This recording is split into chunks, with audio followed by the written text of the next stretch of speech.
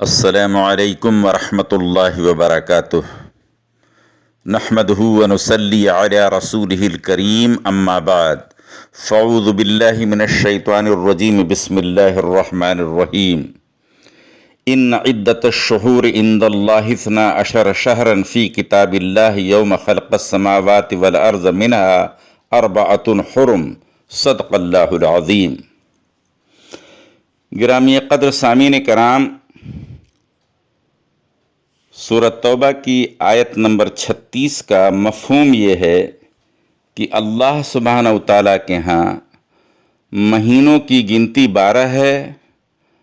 اور یہ اس وقت سے ہے جب سے اللہ سبحانہ و تعالیٰ نے زمین و آسمان کو پیدا کیا، اور ان 12 مہینوں میں 4 مہینے حرمت والے،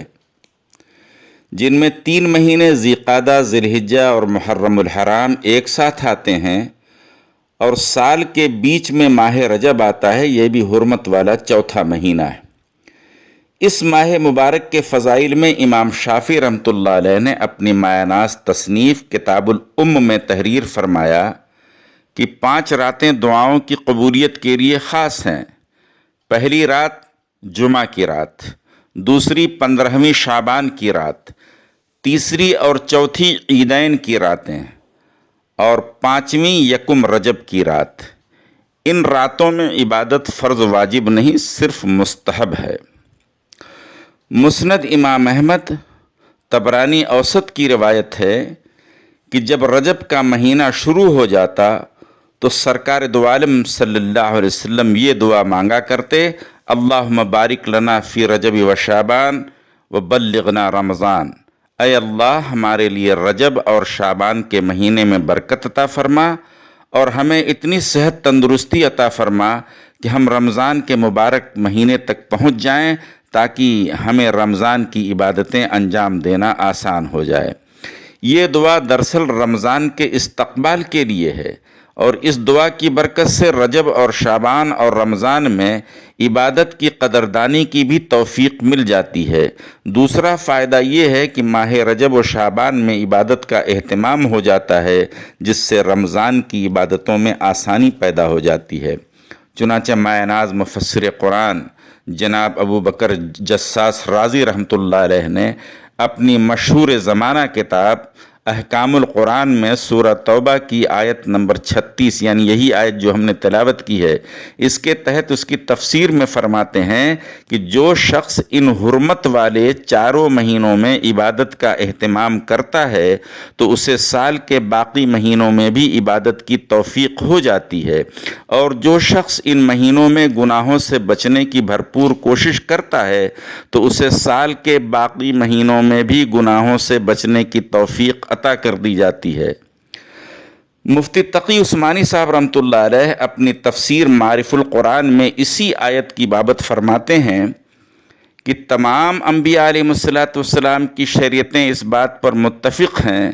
کہ ان 4 مہینوں میں ہر عبادت کا ثواب بڑھا دیا جاتا ہے، اور ان مہینوں میں اگر کوئی گناہ کرے تو اس کا وبال و عذاب بھی زیادہ ہو جاتا ہے۔ اس لیے اس ماہ مبارک میں عبادتوں کا اہتمام ہو، دن رات میں کچھ وقت اور اس کا کچھ حصہ نفل نماز، ذکر و اذکار، دعا اور استغفار میں لگانا چاہیے، مگر یہ بات بھی ذہن نشین رہے کہ اس ماہ کی کوئی مخصوص عبادت احادیث مبارکہ سے ثابت نہیں ہے۔ عوام میں جو مخصوص عبادتیں مشہور معروف ہیں ان کی کوئی اصل نہیں ہے، بلکہ وہ ساری عبادتیں خلاف شریعت ہیں۔ رجب کا مہینہ حرمت والا مبارک مہینہ ہے،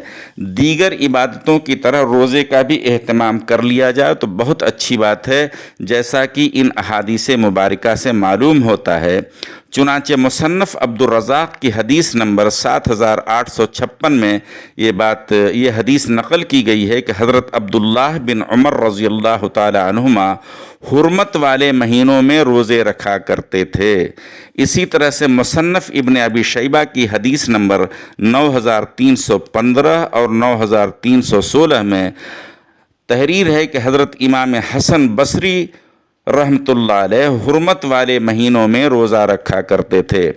حضور پرنور صلی اللہ علیہ وسلم بھی ماہ رجب میں روزے رکھا کرتے تھے۔ چنانچہ حضرت عبداللہ بن عباس رضی اللہ تعالی عنہما فرماتے ہیں کہ سرکار دو عالم صلی اللہ علیہ وسلم ماہ رجب میں روزے رکھا کرتے تھے، یہاں تک کہ ہم سمجھتے کہ اب آپ صلی اللہ علیہ وسلم ناغہ نہیں فرمائیں گے، اور کبھی ایسا بھی ہوتا کہ ماہ رجب میں روزے نہیں بھی رکھتے تھے، یہاں تک کہ ہم سمجھتے کہ اب آپ روزے نہیں رکھیں گے۔ ان ساری روایتوں سے معلوم ہوا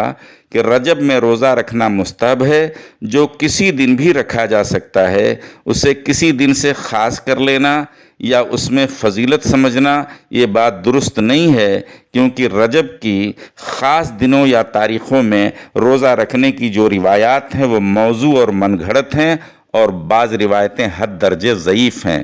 بس اللہ تعالیٰ کی طرف ہمیں متوجہ رہنا چاہیے، نوافل کا اہتمام، توبہ استغفار کا اہتمام ہو، اور حسب سہولت ہمیں روزہ رکھنا چاہیے۔ اللہ سبحانہ و تعالی ہم سب کو اعمال صالحہ کی توفیق عطا کرے، آمین یا رب العالمین۔